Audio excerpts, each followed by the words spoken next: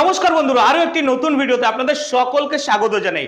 বন্ধু, ফেসবুকে গত 6 মাসে যতগুলো আপডেট এসছে সেই সমস্ত আপডেটগুলো দেখে এটা পরিষ্কার হয়ে গেছে যে মেটা গুগলের সবথেকে বড় সোশ্যাল মিডিয়া প্রোডাক্ট ইউটিউবের সঙ্গে কিন্তু সরাসরি প্রতিযোগিতায় নেমে গেছে এই ফেসবুক প্ল্যাটফর্মের সাহায্য নিয়ে। তার মধ্যে ফেসবুকের আরেকটি বড় আপডেট ছিল পার্টনারশিপ মনিটাইজেশন টুলস। এই মনিটাইজেশন টুলসটি আপডেট কিন্তু ফেসবুক বেশি না 15 থেকে 20 দিন আগে নিয়ে এসছে এবং সেটি গতকালকে দেখবেন আপনার মনিটাইজেশন সেকশন থেকে সরে গেছে।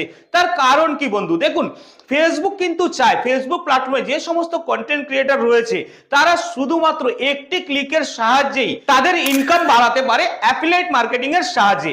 এবার অ্যাফিলিয়েট মার্কেটিংটা কি সেটা আপনাদেরকে একটু পরে আমি ভালোভাবে বুঝিয়ে বলছি। কিন্তু ফেসবুক যখনই এই সমস্ত আপডেট গুলো নিয়ে আসে নতুন করে, তখন কিন্তু তারা বেটা ভার্সনে নিয়ে আসে এবং বেটা ভার্সনে নিয়ে এসে তারা কিন্তু সেই সমস্ত আপডেট গুলোকে ট্রায়াল করছে এবং ট্রায়াল করার পরে সেই সমস্ত আপডেট গুলো যখনই কিছু ভুল ত্রুটি আসছে সেই সমস্ত আপডেট গুলো সরিয়ে নিচ্ছে এবং সরিয়ে নিয়ে কিন্তু আবার নতুন করে নিয়ে আসছে। তেমনই কিন্তু বন্ধু আবার পার্টনারশিপ মনিটাইজেশন টুলসটি কিন্তু নতুন রূপে আসতে চলেছে। शाबाश बेटा। বন্ধু, এবার আপনাদের মনে সহজেই প্রশ্ন জাগছে যে অ্যাফিলিয়েট মার্কেটিংটা কি, আর এই অ্যাফিলিয়েট মার্কেটিং এর সাহায্যে আপনি কিভাবে আপনার সোশ্যাল মিডিয়াতে যে পেজ রয়েছে, প্রোফাইল রয়েছে বা ইউটিউব চ্যানেল রয়েছে তার সাহায্যে আপনি কিভাবে ইনকাম বাড়াবেন। দেখুন বন্ধু, এটার আগে একটা পুরনো পদ্ধতি ছিল।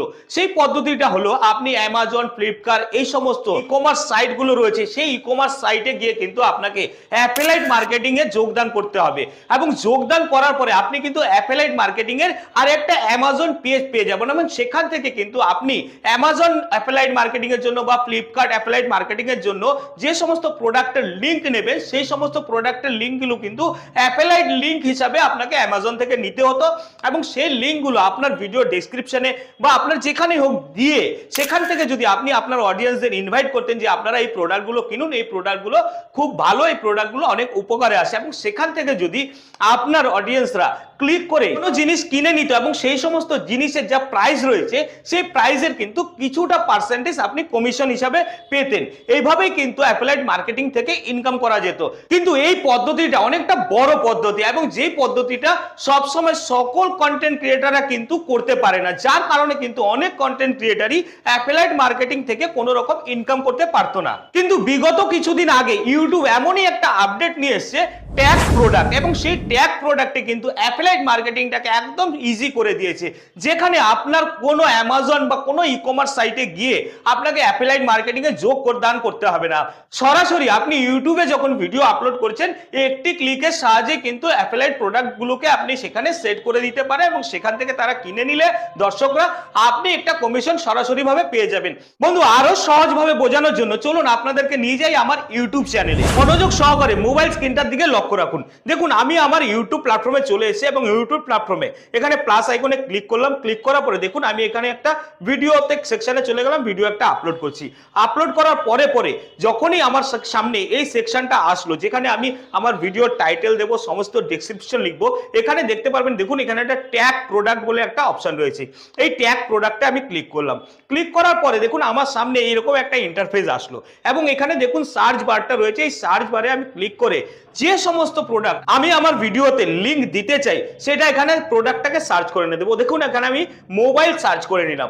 মোবাইল সার্চ করার পরে দেখুন আমার এখানে কিন্তু অনেকগুলো মোবাইল চলে আসলো এবং এখান থেকে কিন্তু আমি যে কোনো 9টা প্রোডাক্ট যা ভিন্ন ধরনের হতে পারে বা একই ধরনের হতে পারে আমি আপনাদেরকে দেখানোর জন্য এখান থেকে 9টা মোবাইলকে সিলেক্ট করে নিলাম এবং সিলেক্ট করে আমি এখানে সেভ করে দিলাম। এইবার যখনই আপনারা আমার ভিডিওটা দেখছেন, আমার এই ভিডিওটাও যারা দেখছেন দেখবেন ভিডিও শুরুতেই কিন্তু ঠিক এই দিকের কর্নারে একটা প্রোডাক্ট লিংক দেখা যাচ্ছে এবং সেই প্রোডাক্ট লিংকে যদি আপনি ক্লিক করে আপনি কোনো জিনিস কিনে নেন তার পার্সেন্টেজ কিন্তু আমি কিছুটা কমিশন হিসাবে পেয়ে যাব।